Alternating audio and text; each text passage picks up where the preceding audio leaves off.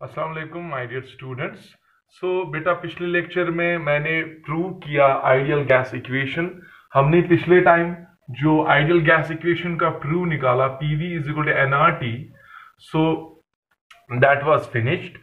आज जो बेटा टॉपिक मैं डिस्कस करने वाला हूं that is about the work done on compressing an ideal gas.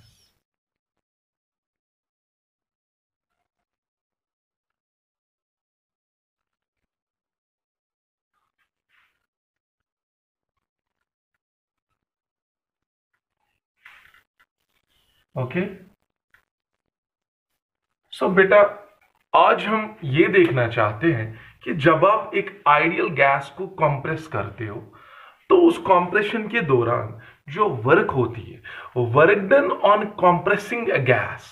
Is that clear? You know, जब सिस्टम एक्सपैंड करता है that is known as work of expansion, और जब सिस्टम कंप्रेस किया जाए that is known as work done on compression. So now the topic is about that अगर आप ideal gas को कंप्रेस कर रहे हो then how much amount of work is required. But if you remember, मैंने thermodynamics में आपको बताया था कि जो वर्क हम पढ़ते हैं यहां पे थर्मोडायनेमिक्स में that is a path function, that is a path function. That means path function का मतलब क्या हुआ?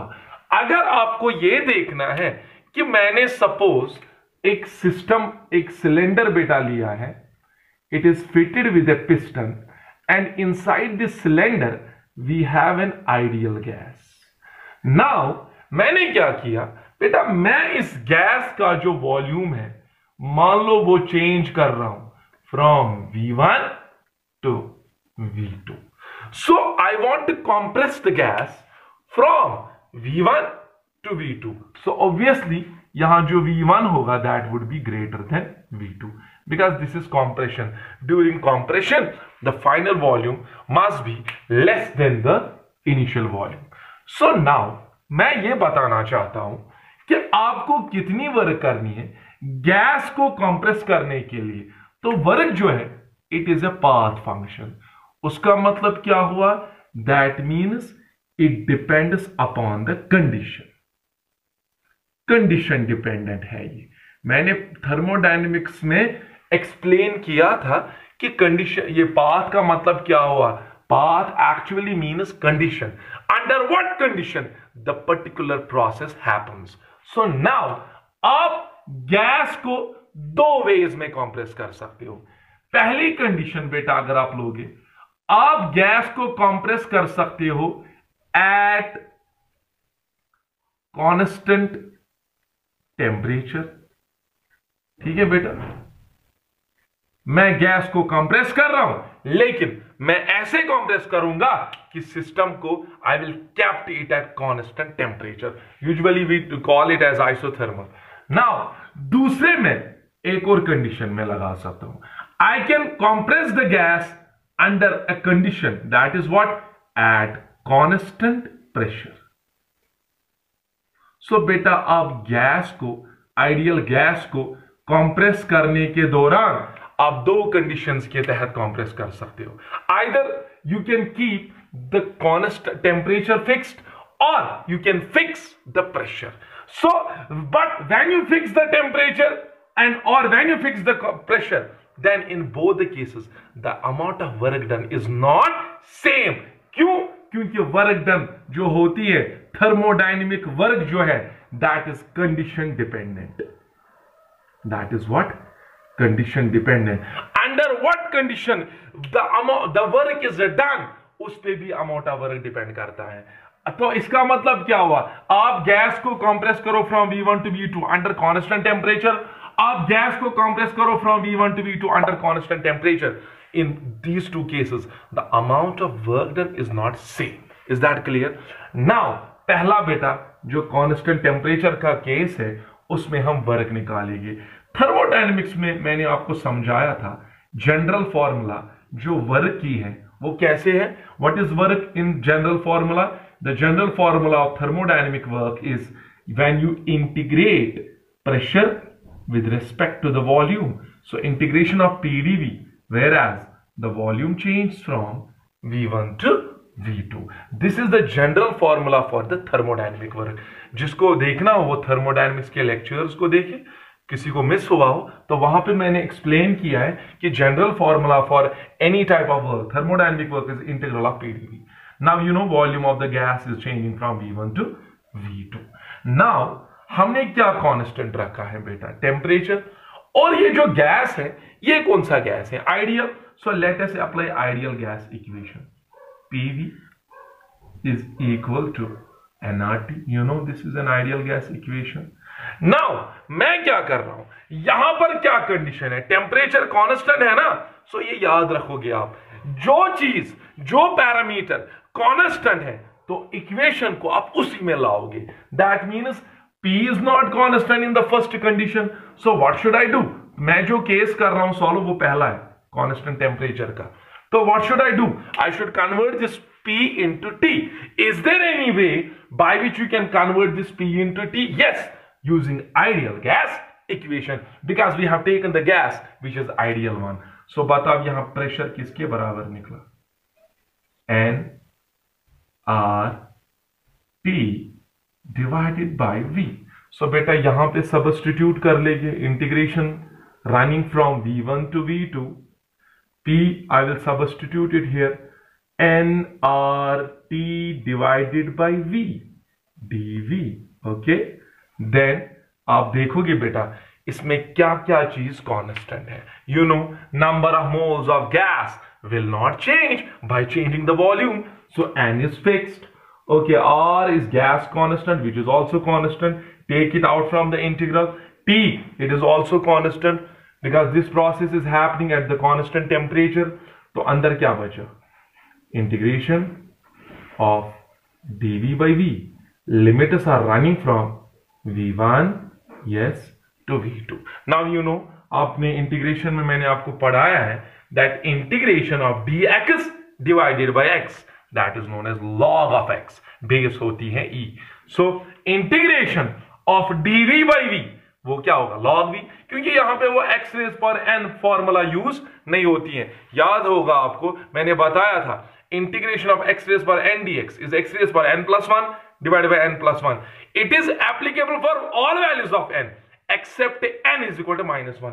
यहां पर ये n जो है वो -1 है क्योंकि जब ये ऊपर चढ़ेगा it will become v raised power -1. सो वहां पे ये एप्लीकेबल नहीं है. इंटीग्रेशन में पूरा एलैबोरेट किया था मैंने. सो यहां पर हमें ये समझना है integration of dv by v is log to the base e of v. सो क्या आएगा यहां पे? वर्क डन किसके बराबर आएगी? n R T. So log to the base E of V, whereas the limits of V are running from V1 to V2. Is that clear? Now, अब क्या आएगा बेटा? W will be equal to, यहां पे लिखूंगा मैं,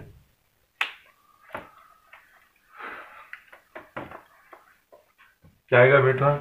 W is equal to N R T. log का value देंगे log to the base E. क्या करते हैं? V को पहले अपर लिमिट दे दो V2 minus log to the base E. बेटा V को लोअर लिमिट दे दो that is V1. So then it will be equal to N R T. You know log M minus log N, that is equal to log of M by N. So I can write it like this. Log shabash of M by N, V2 divided by V1. Is that clear?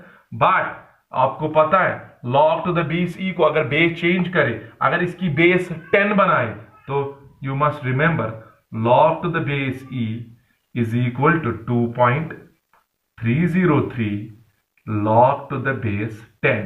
So अगर base change करनी है तो आपको यहां क्या लिखना है? It will be like this 2.303 nRT. Yes, log to the base 10 of V2 by V1. So this is the amount of work done. और शायद अगर आपको थर्मोडायनेमिक्स में याद होगा, वहां पे भी बेटा हमने वर्क ऐसे ही दिखाई थी, ठीक है। सो शायद आपको याद होगा, वहां पर भी वर्क ऐसे ही हमने सॉल्व की थी। तो वहां पर भी आइसोथर्मल प्रोसेस में इतनी ही वर्क होती थी, ठीक है बेटा। सो नाउ अब हमें कौन सी कंडीशन देखनी है? सो now let us find out the work under constant pressure. Temperature का देखा 2.303 nRT log V2/V1। Since V2 is less than V1, तो यहां log का वैल्यू नेगेटिव निकलेगा, यहां पर वर्क नेगेटिव आएगी। So now let us find out the work under which what condition? Constant pressure. तो क्या करोगे? एट कांस्टेंट प्रेशर, बोलो बेटा, what is the formula? W is equal to general formula integration of PdV V1 to V2। Now it is quite simple here. यहां पर हमने इस gas का, आइडियल गैस का प्रेशर कांस्टेंट है, since P is of ideal gas is kept constant, तो क्या आएगा बेटा? Therefore W is equal to, बेटा यहां P को कन्वर्ट करने की जरूरत नहीं है, क्योंकि यहां पर जो क्वांटिटी है वो कांस्टेंट है। So we don't need to change it, we don't need to replace it, so we don't need to apply the ideal gas equation. मैं डायरेक्टली P को इंटीग्रल के बाहर करूंगा, अंदर क्या बचा? Integral of dV, limits are running from V1 to V2। Now you know from the basics of integral of dx x होता है, so integral of dv v आएगा, where the limits of v are running from v1 to v2। So it will be like this: p, give the upper limit of v, it is v2, minus give the lower limit of v, it will be v1। So क्या निकली work done in compressing a gas at constant pressure? p times v2 minus v1। So quite simple it is. So आपने देखा कि जब आपने constant temperature पे work निकाली, constant temperature पे बेटा वर्क कितनी निकली in compressing a gas? Work of compression कितना था? Yes, it was equal to 2.303 nRT log to the base 10 V2/V1। Now, what is the work done?